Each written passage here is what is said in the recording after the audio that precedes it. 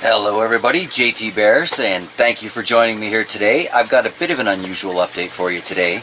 I got kind of an unexpected opportunity for my garden this year. I don't know if you remember a video I did a little while back. I think I initially called it like the 2 fish 1 plant aquaponic garden or something stupid like that. I'll put a link to it over here. Basically, I got this garden back the other day, so I now have an extra pump to play with in my greenhouse. I'm going to show you what I've done with it for now and tell you what I'm going to do with it in the very near future. I'm pleased to say the daytime weather is backing me in my war on winter. It's already like 25 degrees Celsius here. Well, in the greenhouse anyway. Let's just take a look at what the aquaponics is doing right now. That settlement tank there is working so well for me. I still need to clean it out, and I'm looking forward to setting that little project up. I'll show you that when I get around to it though. Still got all the wood chip insulation around everything there. I think I might just leave it that way for the spring and summer to help control the water from getting too terribly hot, you know.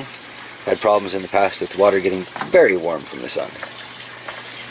As you can see, my pak choi is bolting, so it's probably going to be out of there soon. I took the kale out last night, but it was delicious, I assure you. I'm thinking this lavender needs to go somewhere a little bit drier. So it's going to end up in the new garden behind me. The sage is still surviving. And the strawberries, let's check on those berries themselves. Well, those are coming along nicely.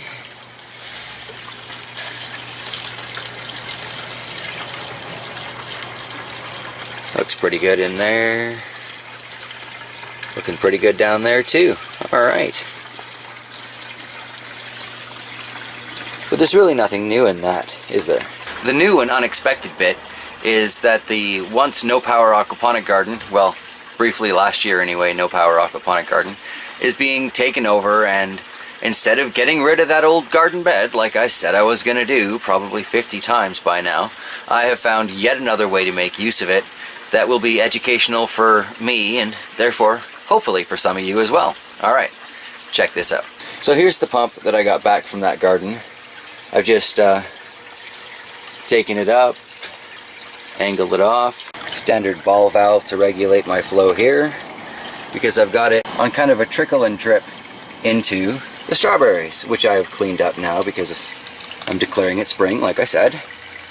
They're not looking too bad considering they really were abandoned all winter. Straining out those hoses still. So this is what it looks like now, right? Still got some signs of life in the mint and the oregano. I have no idea if that wisteria is going to come back. But I have decided to try and root these massive twigs I had to cut from out front. This is a flowering almond we discovered last year, the year before. It's incredibly pretty, really nice pink blossoms. It would be nice to be able to take a cutting of that with us when we finally do get to go.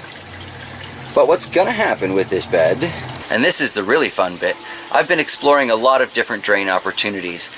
There are lots of folks, including myself, who are having huge issues with the bell siphon. I mean, when you get them to work, they're fantastic. For example, the one I've got going in my ice fishing sled here works great. I don't ever have any problems with it. It's fantastic. The main reason I keep saying I'm going to shut down that other bed there is because I can never get the bell siphon to work. So now it's sitting as just kind of a constant flow. Just no bell, just drain.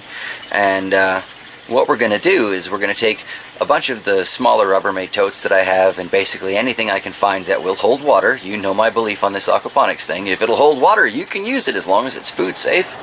And we're going to try a few of the different drain styles that I've seen, because a lot of them seem to work a lot more consistently than the bell siphon does. So I'm really looking forward to exploring that. Suspect this here is going to be my first victim, and I'm going to do a variation on well, it's basically a loop drain.